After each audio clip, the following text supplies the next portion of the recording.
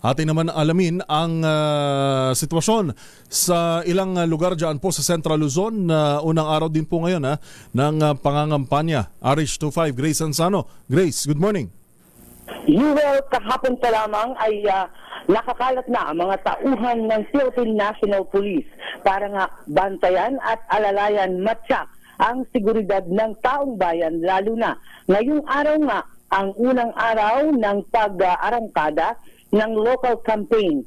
Yan ang naging kautusan ng Regional Director ng PNP dito sa Region 3 na si Police Brigadier General Jean Fajardo.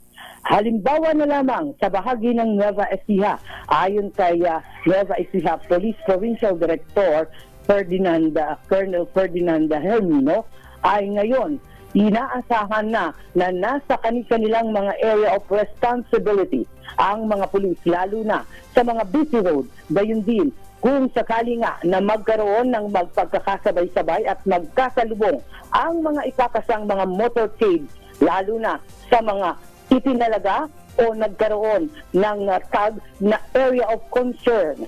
Sa ngayon, nananatiling tahimik pa rin ang Nueva Ecija na kung saan isa ito sa may bayan na nilagyan nga ng sinasabing area of concern.